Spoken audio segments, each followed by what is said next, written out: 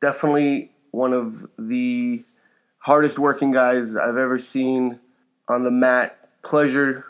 I can't give too big of an introduction because I want you guys to hear it from the man himself. I got my instructor and Sarah BJJ black belt, Mr. Jason Rao, with us today. Jason, thank you so much for coming on. Thanks for having me, Amir. So tell us a little bit about you and where you started and how you got to be on the experience today. I started training about 7 years ago now, maybe a little bit more. I wrestled in high school. I wasn't too serious about it. But after I finished my senior year, I definitely missed it. I missed grappling. I didn't really know what jiu-jitsu was at the time, but I definitely missed wrestling. So one of my friends went to Hofstra, and it was like a MMA club there, and it was taught by a blue belt from here. And so I went down one night. I tried it out. I thought it was so cool. I didn't know anything about submission grappling or jiu-jitsu, and right after that, I came down here and I signed up and I started training. And at first it was just a hobby. I would come every day. I was 20 years old. I had a lot of free time. I would come every day, and like quickly it became something I was more and more into. And just over the years, it went from a serious hobby to something I do for a living right now. I've been fortunate enough to Matt gave me a job teaching here when I was a purple belt. I was teaching some of the afternoon classes, and as time went on, I taught more and more classes, and I'm lucky enough to be employed here full time. I teach and train full time. I train in the city at Hensel Gracie Academy under John Danaher. So I'm very, very fortunate to be where I'm at right now. Awesome. If you could tell somebody starting to do jiu-jitsu, what would be three things you could tell them to focus on? Three things to focus on for someone starting. I would say be consistent, whether you're going to train 2 days a week or every day. Try to stay as consistent as you can. Something as overwhelming as jiu-jitsu to someone who's never done it before. There's so much going on when you start. It can get overwhelming very quickly. I would just say pick a training schedule for yourself and stick to it.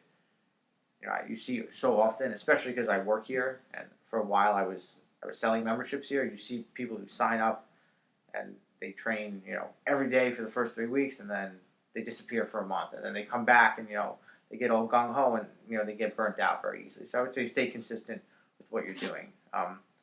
Secondly, I would say keep an open mind. Everyone, especially the first day you walk in the door, everyone has something to teach you. Every single person on the mat. Even today, I have a lot of experience. I'm usually the one teaching the classes, but I can learn something from every single person on the mat. Whether it be, the way they do a certain technique that I've never seen before, or sometimes I'll see, a brand new white belt.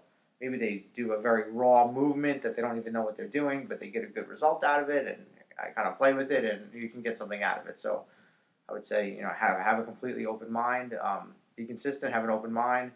And thirdly, I'd say be humble. Like leave your ego at the door. I know that's said a lot in jiu-jitsu, but you're gonna get your ass kicked when you first start, 100%. So I would drop your ego entirely. I mean, a lot of people come in, maybe they have a prior athletic background, and they were very good in another sport, but nothing's like doing jiu-jitsu if you've never done a combat sport before. So I would definitely stay humble, leave your ego at the door, and be willing to learn. Over the years, what do you think has helped you follow those things as far as maybe training partners or, like you said, creating a certain schedule for yourself? You mean in terms of just staying consistent? What has allowed you well, to? I think I've had a lot of good role models in this, in the sport. Obviously, Matt Serra,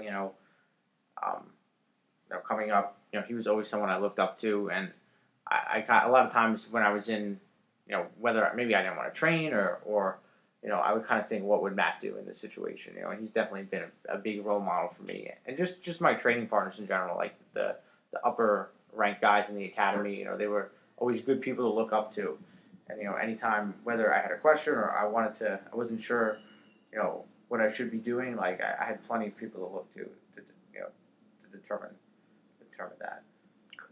That's awesome. Because you know what, I would say for a lot of people they don't have that privilege because there are so many Yeah. high level guys here that it isn't. So you saying that, like, hey, sometimes I don't feel like coming here. And when I first came here, you were always on the mat drilling, drilling, drilling. So I knew that. I know I'm not going to get to where you are, but I knew that to get Yeah. any better, I'm going to have to get Yeah, here. I mean, that's a lot how I felt starting. A lot of people lead by example here. So I mean, even I go into Henzo Gracie Academy now. I'm training with some of the best guys in the world. Everyone is leading by example. Everyone's training hard. They're there every day. I mean, it isn't hard to get better when you have people like that around you. And same with here. Starting out, the upper rank belts here, and Matt was still fighting at the time. Like, it wasn't hard to, as long as you come and you have the desire to train, you're going to get better. Being around those people and following what they're doing. Awesome. So, being that this is there are very successful people here in jiu-jitsu and in other aspects of life. What do you think stops people from getting, maybe let's say, from purple belt to black belt? I think a lot of people maybe they deprioritize jiu-jitsu for themselves. You see so often, even like someone gets a blue belt and they stop training. Maybe they get the blue belt and they realize how little they actually know, and it kind of demotivates them. But I feel as if once someone gets the purple belt, usually they're probably gonna make that final not final progression, but they're gonna probably end up getting the black belt. But I think I think sometimes people lose motivation, especially if they're not in a stimulating environment. If they're not constantly learning things and constantly, testing themselves and trying to apply new techniques. You kind of have that guy who is kind of satisfied with his, ranking per se in the academy where he stands, and he's not necessarily trying to get better. And I feel like that's the type of person that gets stagnant and maybe gets bored with the sport. As opposed to being constantly stimulated. If you have it comes very much from the gym environment you're in. If you have an environment where everyone is trying to get better, for example, here, we have a very active gym environment. Like, everyone before class is drilling, everyone's asking questions. Like, a lot of people compete here, so everyone is trying to actively make their jiu-jitsu better. When you're in that type of environment, like, you can't help but have the desire to get better because everyone else is getting better at the same time. No one wants to be the guy who's not improving. But if everyone is kind of stagnant, like someone who maybe is one of the better guys in the gym could be happy with where he stands and won't have really much desire to. We're back. Actively. We've got another awesome episode lined up for you. So, being with a very saying that, what do you think would separate you from a lot of the other guys? Because, and I don't want to say like some of the other people that train. I'm talking about the other black belts, the other guys that are competitors. Mm-hmm. Because you are a competitor, but you're at a high level and you're winning high level tournaments. So, where do you think that mindset separation is for you? I feel as if I definitely put a lot of time in, and some people maybe they don't realize how much, not me personally, how much time is required to become a high level practitioner. It's not enough to train once a day. You have to train multiple times a day. You have to not just show up. You have to actively be looking to improve yourself. I think it's part of environment as well. Like, again, going back to role models, like I have a very strong role model in Matt Serra, and now, not only him, but training at Henzo Gracie Academy. I'm surrounded by high level people, and I think it's a product of my environment and also my personality a little bit. Like, I'm a very obsessive person. When I get into something, I'm very, very highly obsessed with it, and it's consuming to me. So that's how I felt with jiu-jitsu. Like, it has been a consuming thing in my life. So I put not only a lot of time on the mat, but I put a lot of thought into it when I'm driving, when I'm going to bed at night. It's something I think about all the time, and I think engrossing my life in something is going to result in having success with it. That's awesome. That's a lot of the same mindset or ideas that a lot of the other people that we've spoken to. It's almost like that's like what you were born to do. And you Yeah, I have mean, I yeah. feel like anyone that is very successful at something, um, you know, not that they're not normal, but you don't. I think a lot of them don't have a normal mindset that most people do.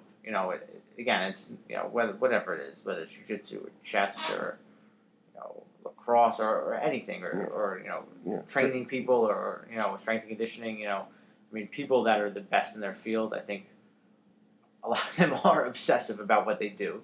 Maybe to almost a not normal degree.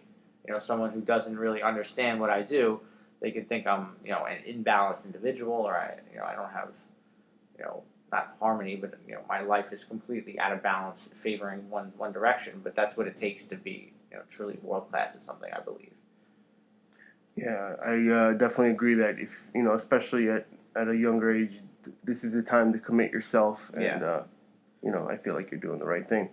When it comes to your approach in competing or training, what do you said that you definitely don't like to just come in and show up, but what do you try to focus on? Like, do you game plan for your? Because watching you, let's say, roll, for the people that don't know what rolling is, it's almost live sparring with no punching and kicking.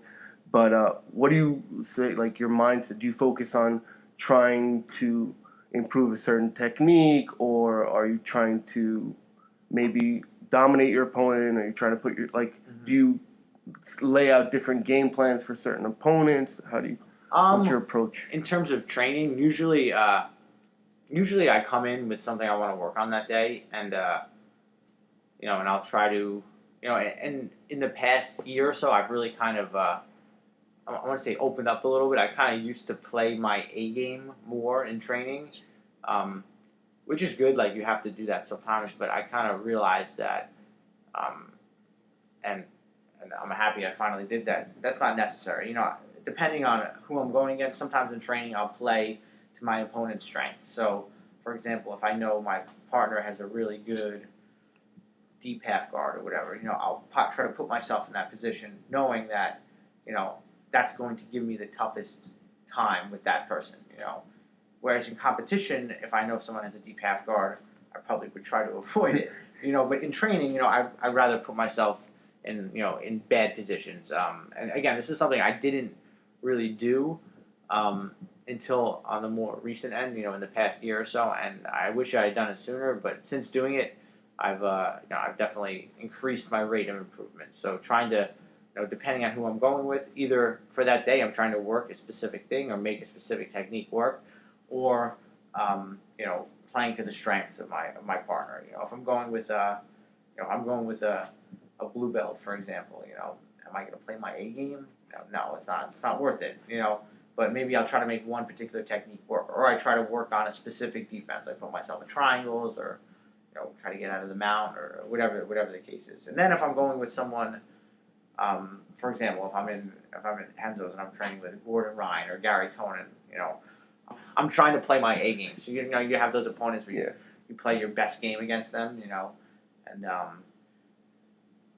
and then people who you try to work something specific or play defense, so you can't approach every training partner the same way. And I've kind of learned that recently, and since doing that, I've definitely increased my progress a lot since learning that. And I think I learned it more on the late end, but I'm happy. It's never too late. It's never too late, exactly. I think now when everyone goes downstairs after class, they're gonna be like, "Oh my God, I had a great day against Jason." I'm gonna be like, "I don't know about that, buddy." How do you feel competing has evolved? Let's say your training and does for other students, because you've seen so many students, whether they're just doing it for recreational and then they compete for fun, like myself, or someone that just never competes, or someone that's always competing. How do you feel that separates the playing field? You mean just people in terms of just competing? What it does for you as an individual? What do you think it does for the individual? I mean, I think competition for I don't want to say competition is for everyone, but I think everyone that trains jiu-jitsu, as a hobby should compete. I mean, for a few reasons. One, I think competition can almost close the gaps in your training. So if you're someone that trains 2-3 days a week and you want to compete, and you say to yourself, oh, I can't train enough, I can't prepare enough. If you do one competition, the amount of value you get from that is going to be greater than any amount of training sessions you do in the academy. Whether you lose your first match in 30 seconds or you submit 10 guys, like you're going to get a lot out of it. So I think competition can be useful for anybody. You're putting yourself in a situation that's uncomfortable to you. That's what jiu-jitsu is. You come in, you have no experience, and you're getting mounted and submitted and tapped out, and you're in physically and potentially emotionally uncomfortable situations. And competition is just like a step further with that.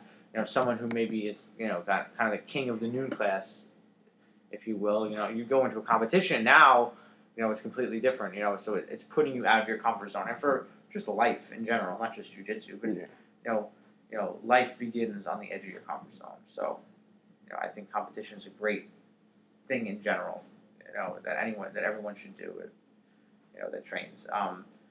In terms of my mentality for competing, I'm trying to do this for a living, or I am doing this for a living, so obviously I need to have proper preparation. I'm not going to train 2 days a week and, go compete. I hope not. But, for myself, mentally, I try to stay, I used to kind of, when I first started competing, I wasn't really sure how I wanted to go into the match. Like, sometimes I would get amped up, sometimes I'd be really, almost too relaxed, but I just try to stay calm. I try to keep the same demeanor that I do when I'm in training. I try to think of it it's not another role in the academy. Usually it's a little more intense, but I try to think of it just like that. The environment has changed, but the activity is exactly the same. I train jiu-jitsu every day. I'm just having another role with somebody, just in a different setting. Yeah, I mean, I definitely, like you said, competing definitely opens up your game a lot, whether it's, you said 30 seconds. Yeah. I've changed, my guillotine, for example, was my weak point that I lost in my tournament. Yeah. And now it's very strong. So I'm not going to ask so much how do you think your competing plays into your legacy, because you're still fresh in the competing. But what I do want to ask you is, being here only 7 years, and there are some guys here that are 20 years on the mat. Mm-hmm.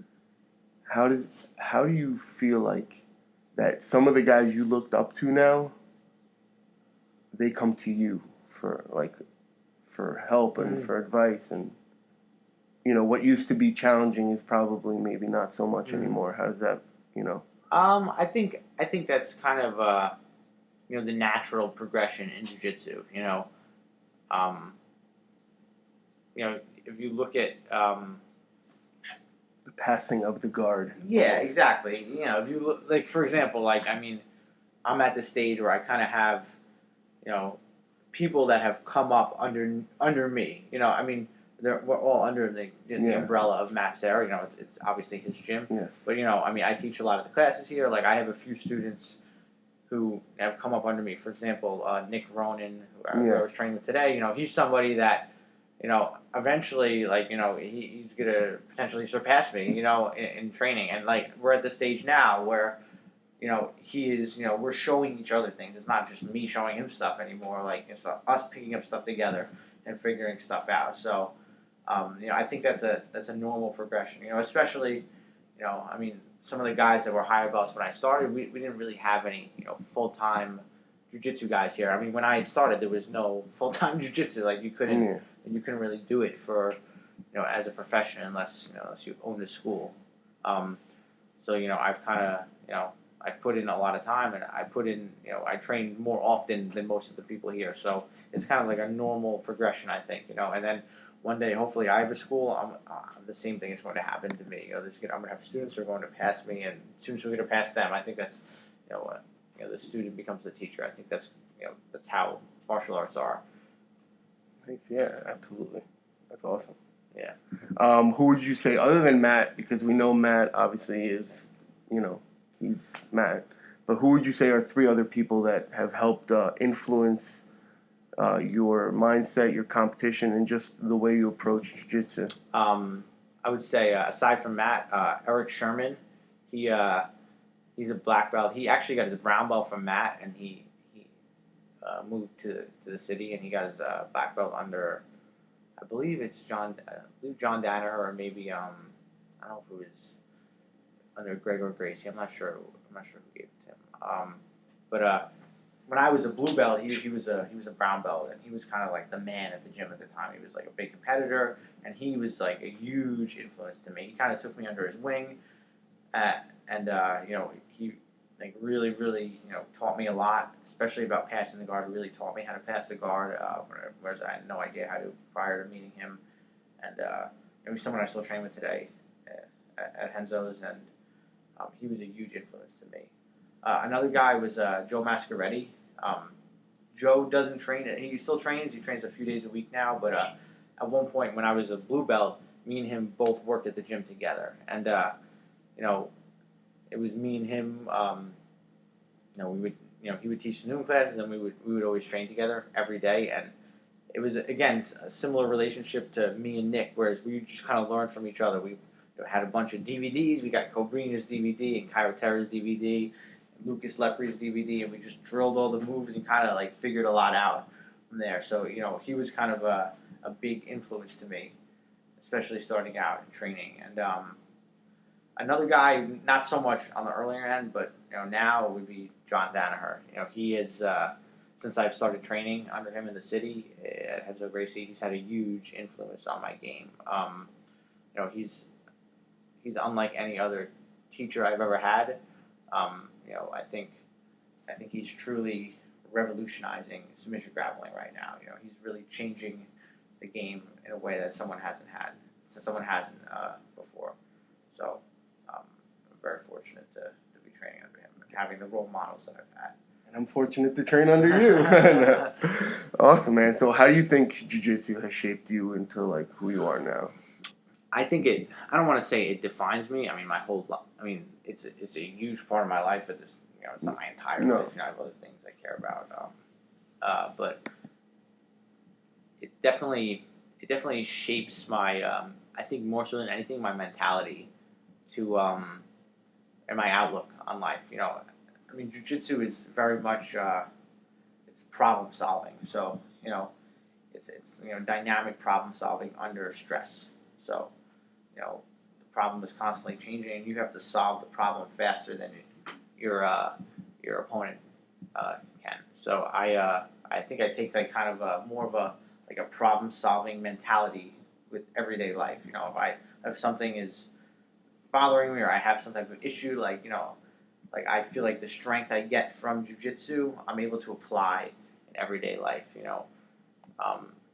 For example, you hear a lot of people say in school, in high school, "Oh, I'm bad at English" or "I'm bad at math," and people view that as like their proficiency level in a given skill, what have you, is viewed as like a static point. But like jiu-jitsu has made me realize that's not true at all. Like that's like saying, "Oh, I'm just bad at jiu-jitsu." I mean, that's not true.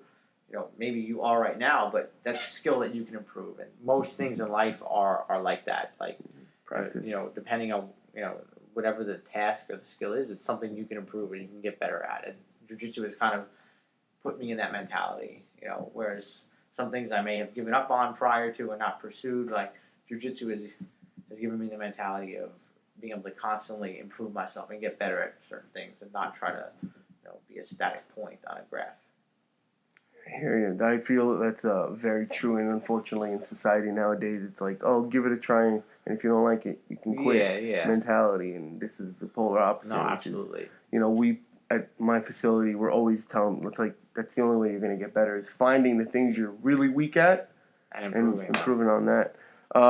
So last question, Jay, and then we'll get some more info. What are some current things that you have lined up as far as competitions and other things, maybe some seminars that people can catch you on? This summer I'm pretty busy. I have in 2 weeks I have it's called Submission Spectrum. It's a EBI style tournament. It's in Iowa. I'm doing that July 8th. Then July 22nd I'm doing Zapatero. It's another submission only event it's in Nashville, I believe. The week after that I have Rise Invitational, which is run by I think Lou Neglia. It's run by Lou Neglia and New York Fighting, which is another submission only event, and that's on Long Island in Westbury. And then August, I think it's 19th, I have the Global Grappling League in Ithaca. Oh man, you are busy.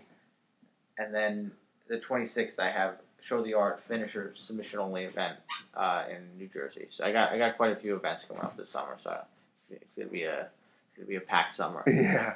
All right. That's exciting. What else? I want to thank my instructor. I want to thank Matt Serra for allowing me to pursue my dream. Thanks to all my training partners. Thanks to all the guys at Henzo Gracie Academy. Where can people catch you? Where can they follow you or You can hit me up on Facebook. I have an athlete page. It's Jason Rao, and then my Instagram is Jason Rao BJJ89. They can follow me on there. Awesome. So guys, another awesome episode. Another great guest. If you didn't learn anything, you learned that getting uncomfortable is probably one of the most important things to make you better. And Jason definitely does that on a daily basis. So catch us next time for another episode of The Experience coming next week, and we'll see you soon.